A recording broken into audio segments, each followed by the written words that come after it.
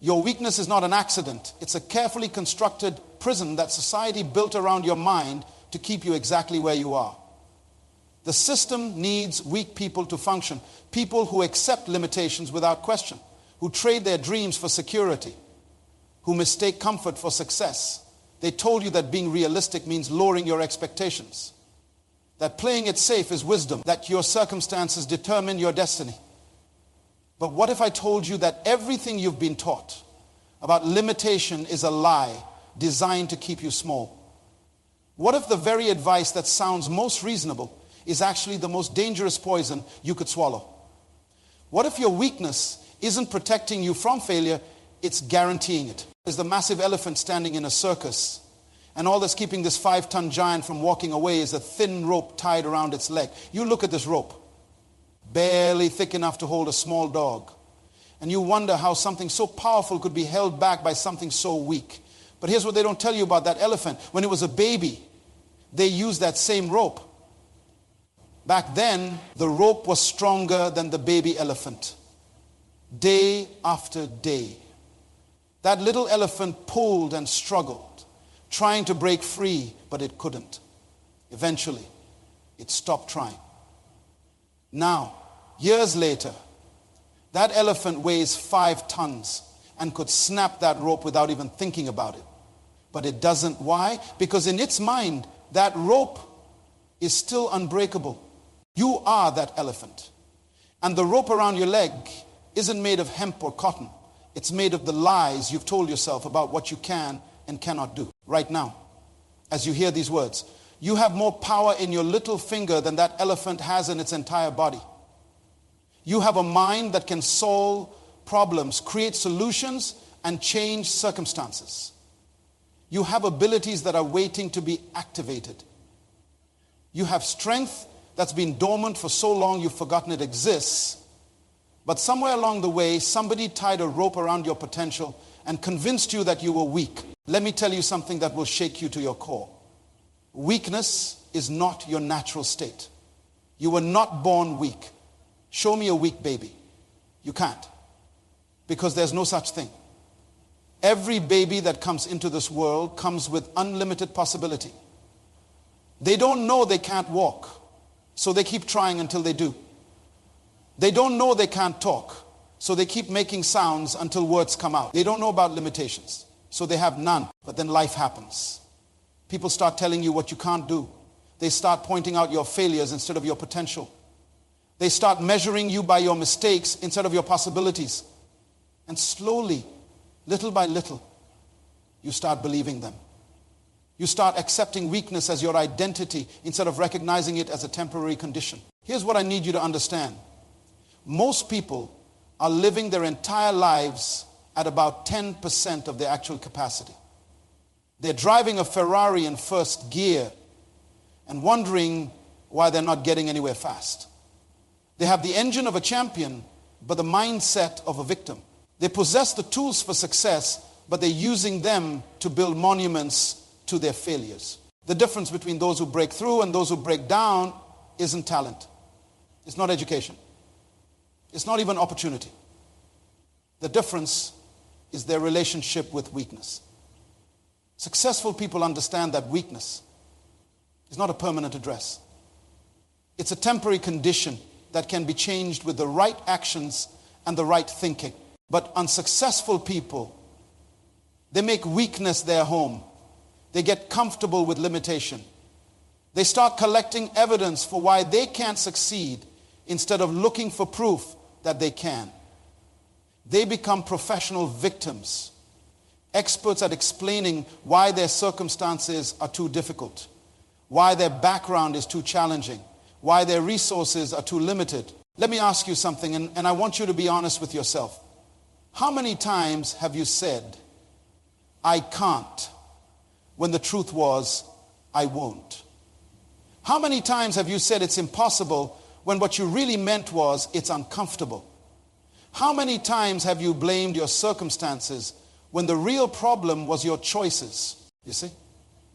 Weakness is a choice. Not always a conscious choice, but a choice nonetheless.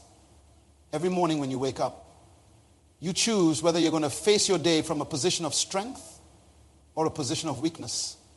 You choose whether you're going to focus on what you can control or complain about what you can't.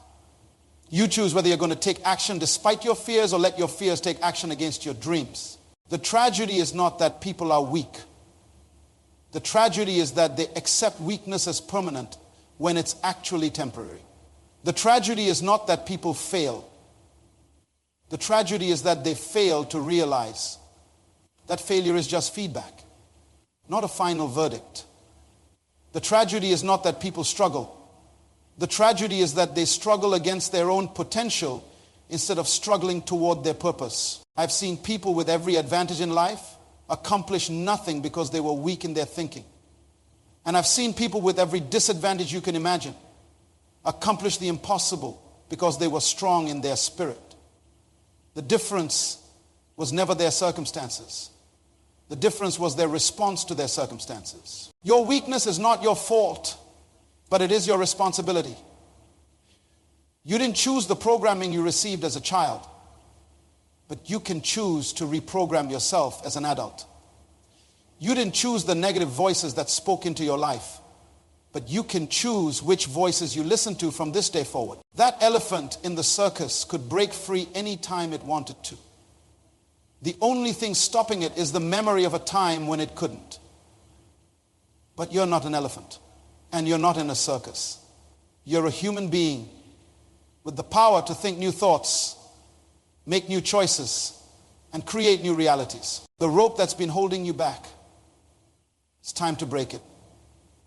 Not tomorrow, not next week, not when conditions are perfect, right now.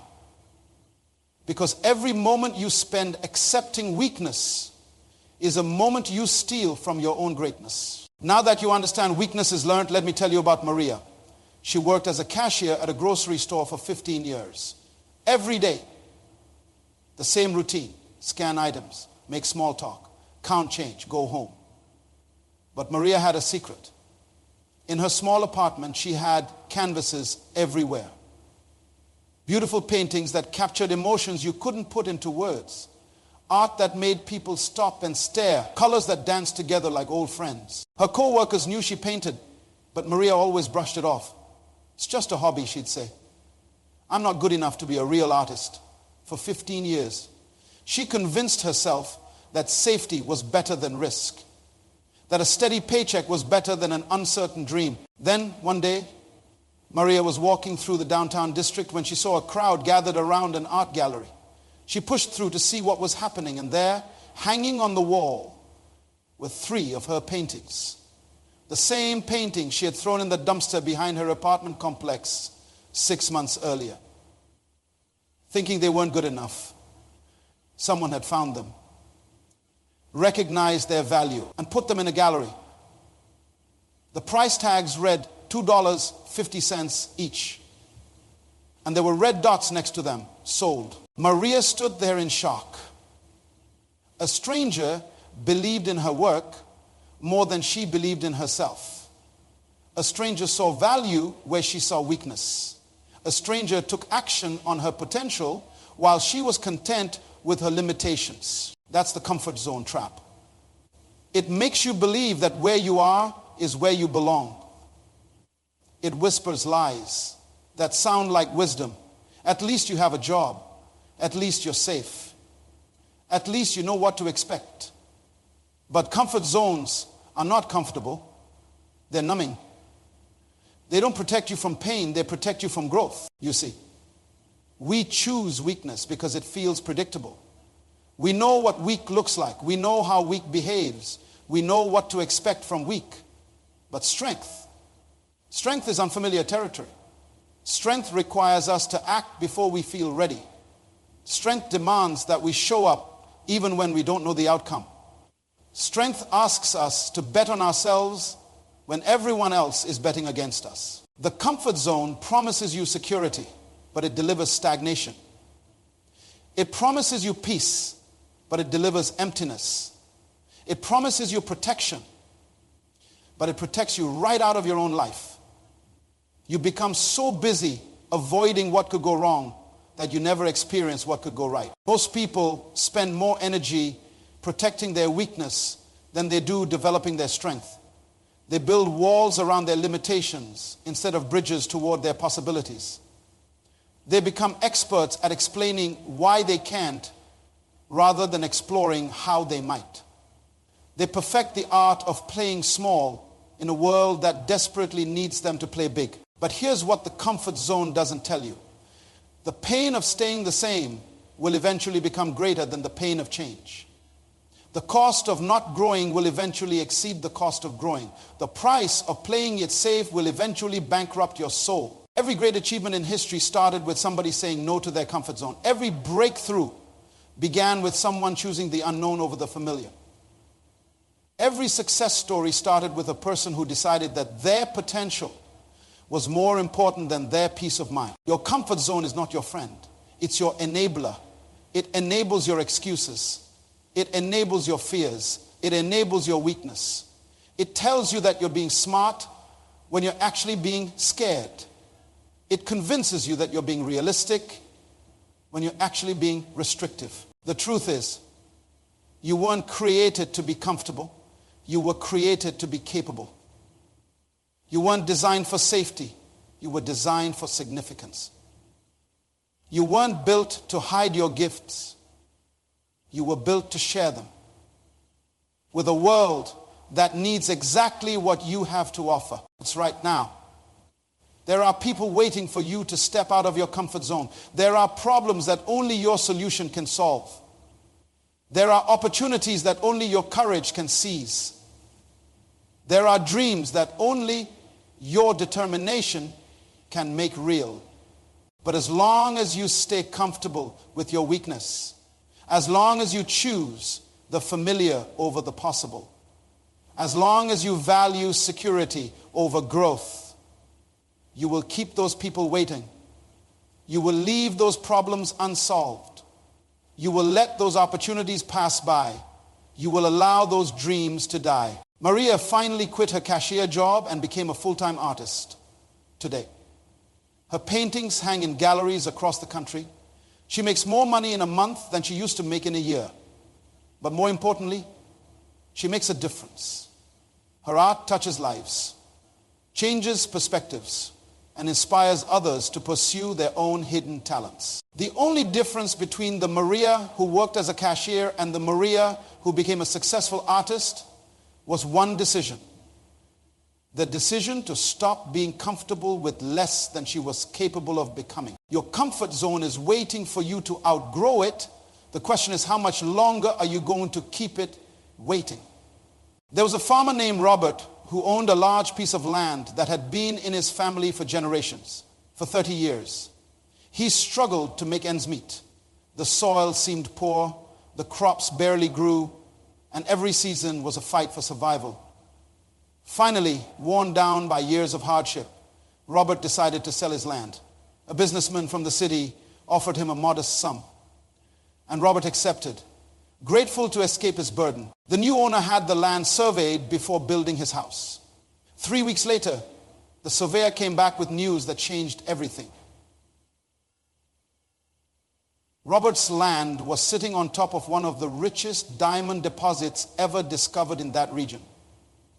The businessman became a millionaire overnight. Not because he was smarter than Robert, but because he looked deeper than Robert ever did.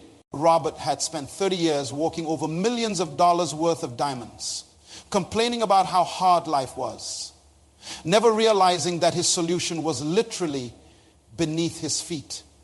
He had everything he needed to transform his circumstances, but he never knew it existed. You are Robert, and the diamonds are your untapped potential right now. As you sit there thinking about all the reasons why you can't succeed, you're sitting on a fortune of abilities that you've never mined. You have talents that you've never developed, ideas that you've never acted on, strengths that you've never tested. You've been so busy focusing on what you lack that you've never taken inventory of what you already possess. Every human being comes into this world with a complete success system already installed. You don't need to acquire strength. You need to activate it. You don't need to find your power. You need to stop giving it away. You don't need to become capable. You need to stop acting incapable. The manufacturer of your life didn't make any defective products. You weren't shortchanged when abilities were handed out. You didn't get the leftover parts when potential was distributed. You came fully equipped with everything necessary to fulfill your purpose and achieve your dreams. But here's where most people get it wrong. They're looking for strength in all the wrong places.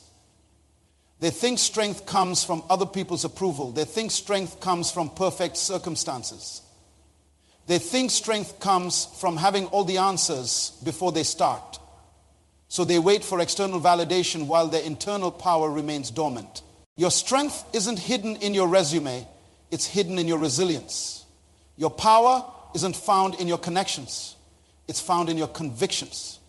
Your ability isn't measured by your resources. It's measured by your resourcefulness. Think about this. You've already survived 100% of your worst days.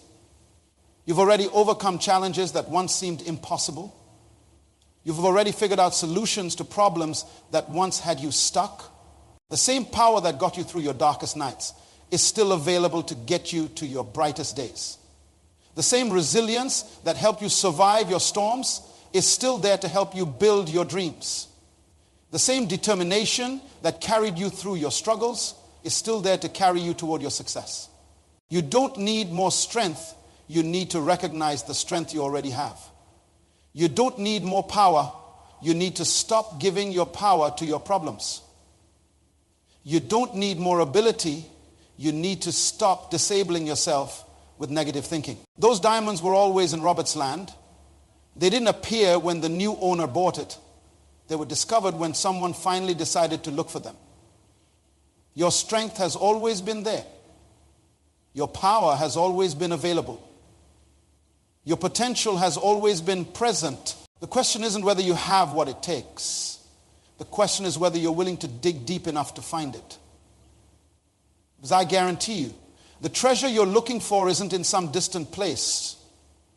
It's in the place you've been standing all along. Now that you know your strength already exists, let me show you how to dig it up and put it to work.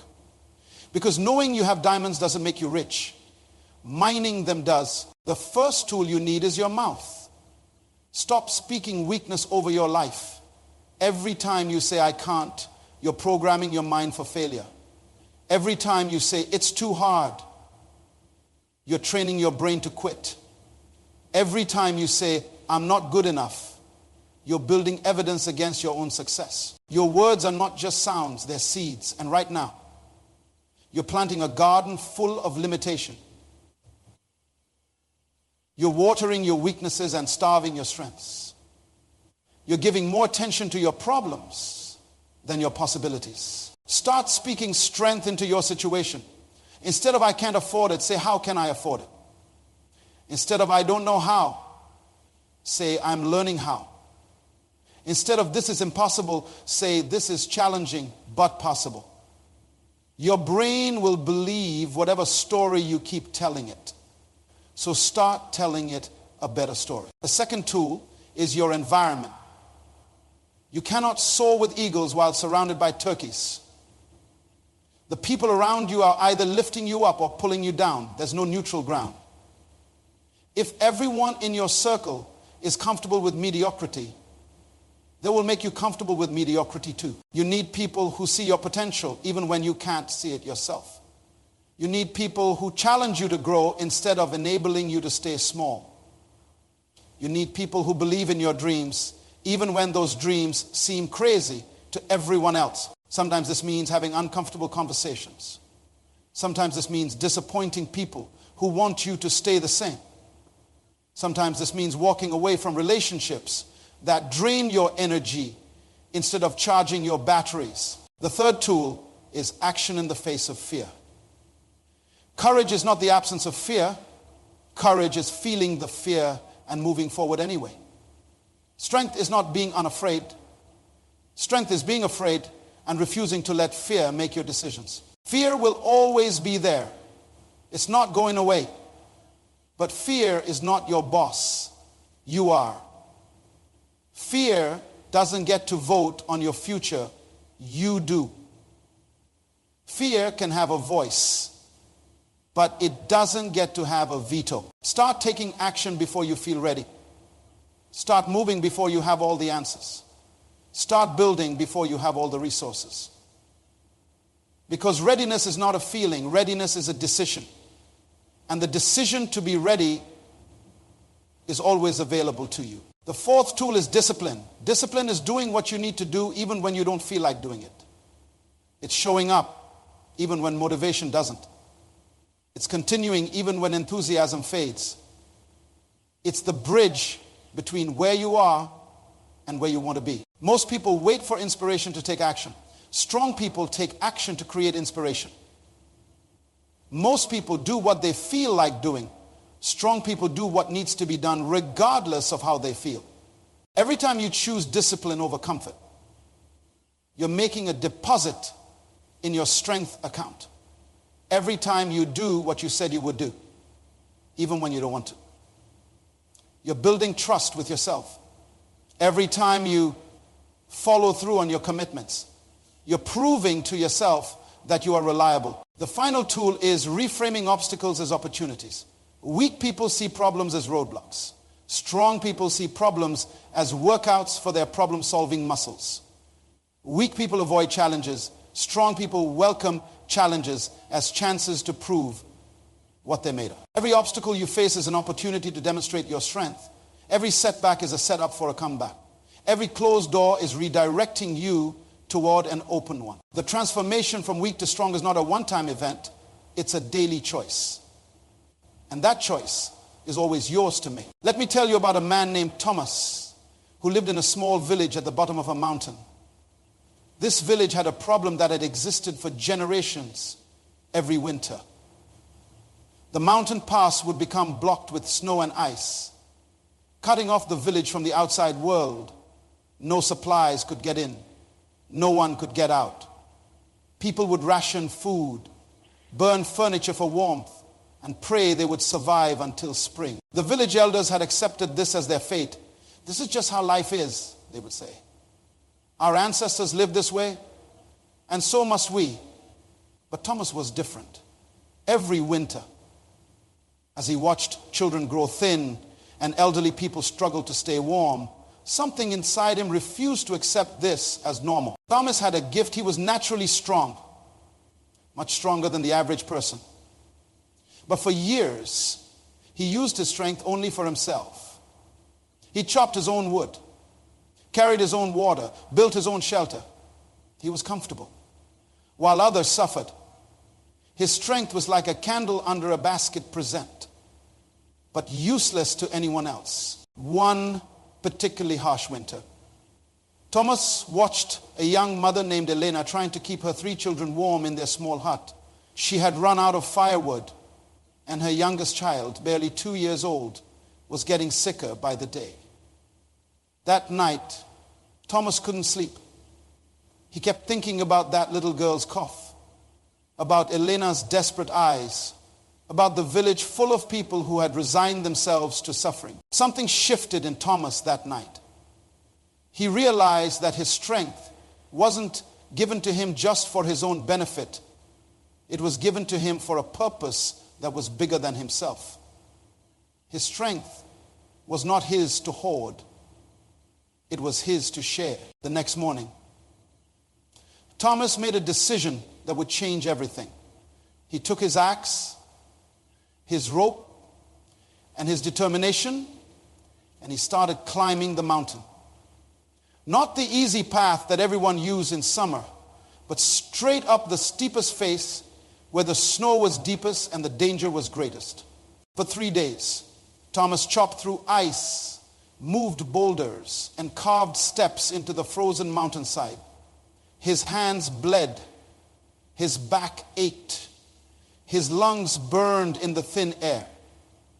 There were moments when he wanted to quit, moments when the voice in his head said, "This is impossible.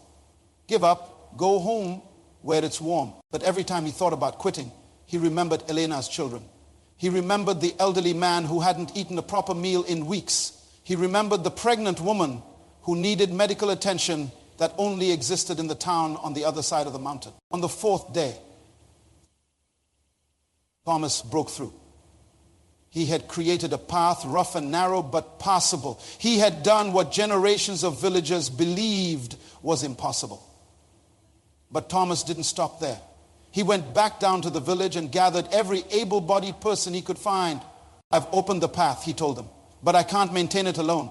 We need to work together to keep it clear, to make it safer, to ensure it stays open. Some people thought he was crazy. Some said it was too dangerous. But others caught his vision. They saw what he saw, a future where winter didn't mean suffering, where being cut off from the world wasn't their destiny, working together. They not only kept the path open, they improved it.